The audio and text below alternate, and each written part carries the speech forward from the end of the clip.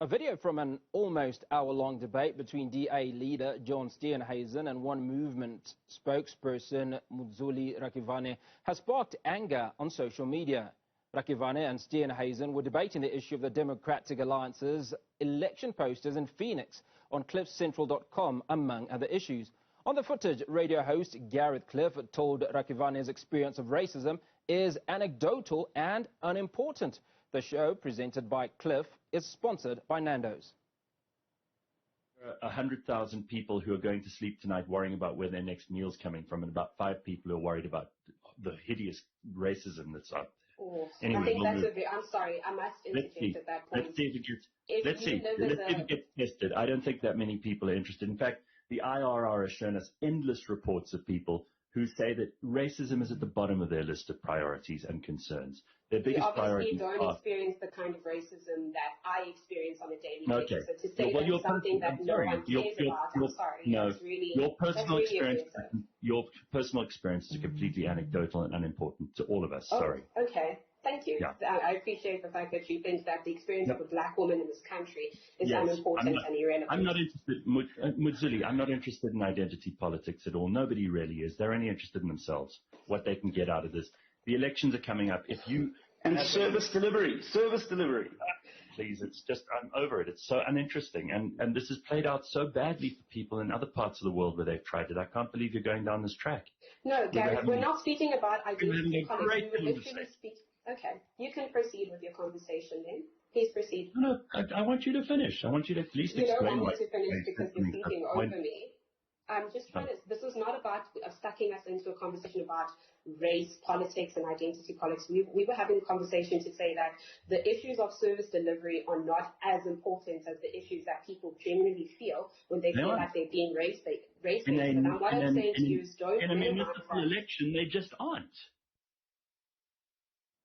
One South Africa Movement spokesperson, Mudzuli Rakhivhane, joins us now to discuss the incident.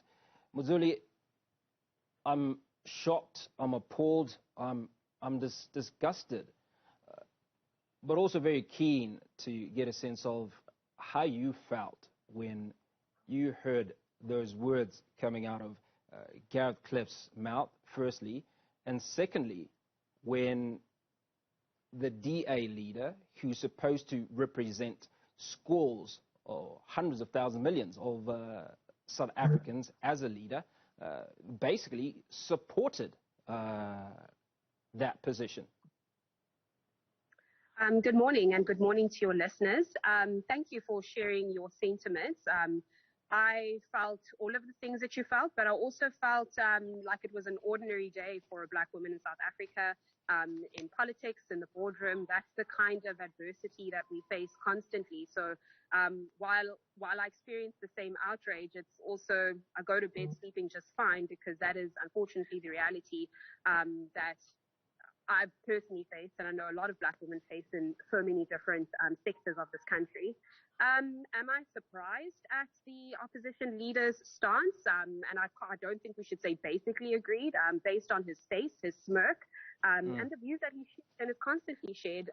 I think that it's clear to him that he fully agrees with that. No further evidence in the fact that there are barely any black women in leadership in his party anymore, and the position that his party has taken constantly to sideline the issues, not the feelings and the anecdotal sort of responses, but the genuine, tangible experiences that black people in this country face every day. I'm not surprised at all. That is the brand. Now, this has obviously all happened post the debacle in Phoenix, in which he eventually retracted or apologized. Do you then get the impression that that apology was obviously not genuine? Because if his stance is that of supporting racism or a racist statement, then it's pretty clear that that is his position. I think that is an accurate statement, and I'll refer you back to the interview. You will clearly hear that he said he 100% stands by the posters. The reason he took it down was not because of a change of heart. The reason that they took it down is because it was a distraction from media like houses like yourself. and faux anger from people on social media, and it was a distraction from what they were trying to do, so that's why they took it down. Now, obviously, there's been a lot of venting on social media, some of which you might have picked up. What is the level of support that you've been getting on social media, and certainly from people you know? It's been 99% positive, and I think the reason for that is because this is a collective experience. It's not just one random person in Cape Town who's experienced this. And so I think the issue and the support is less around me, but it's more around the issue that so many black females in particular experience in this country. So I think the support is reflective of the epidemic that we're in, actually. Now, this particular conversation was sponsored by Nando's. Have you had a chance to look at their reaction? I have. And what is your take on that? Well, I'm not Nando's brand ambassador, so what they decide to do is really literally their business, and if this is the hill that they want to die on, then they may. But I think I think they've already framed some sort of position by starting off by saying this is an issue of free speech. So that was interesting. But they said they're investigating, so let us wait for their investigation. Now, what they said, if I may quote, is, "We do not and will never invalidate anyone's experience or condone racism in any form. We are taking this serious matter under review." In your mind, what is there to review? I'm not sure, because I think it was clear and plain to everyone. But I appreciate that they have, their own company policies and they have to run through a process and all those good things. But I guess in my view, it's pretty clear. Not just in that short clip, but in the rest of the video. Again, if that's what they want to associate with, then so be it. Mudzuli, I shan't ask you who you're voting for, but I know who you're definitely not voting for. But you talked about your experience as a young woman in corporate South Africa, and that this for you is your daily bread, so to speak. Walk us through what you go through and what other black females in corporate South Africa have to entertain. So I think it's easy to draw examples from that short clip. The first of which is speaking over. I am a professional. I enter into conversations, and my understanding of a debate is that you let someone share their view, you wait for them to finish, and then you share your view. But being spoken over is something that I've experienced multiple times, and it's a very common occurrence in the quote-unquote boardroom, and even more so for women in politics. So I'd start there. The second is certainly the invalidation of your points. And I'll draw a specific example in that interview. We were speaking about the Stellenbosch language policy issue.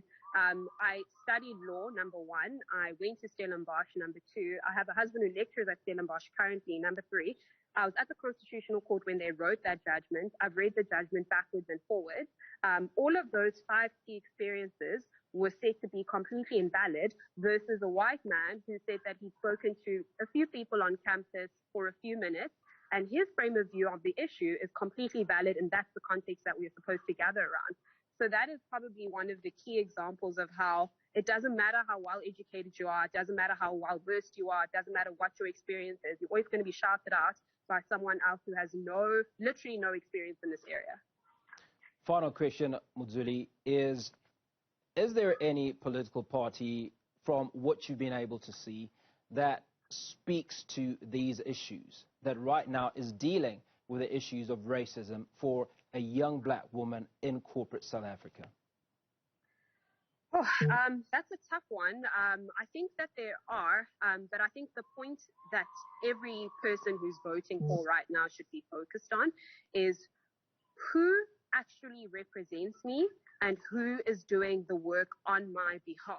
I know we got sort of entangled in a conversation about if you vote for a quote-unquote smaller party, then you're splitting the quote-unquote God-given rights of the DA to be the opposition party of choice. I'd like to we need to divorce ourselves from that notion and vote for people who actually represent you at all levels, who understand systemic racism and the effects that that has on service delivery. We cannot divorce those two things of each other.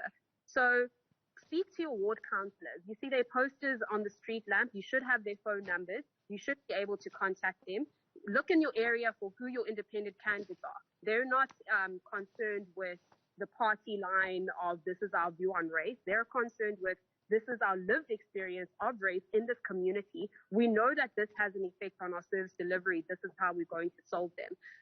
So I would encourage people, don't get sucked into the notion of don't vote for small parties because it takes away from the DA. Vote for who represents you, vote for who understands you, and vote for who's willing to fight for you and not invalidate your experiences.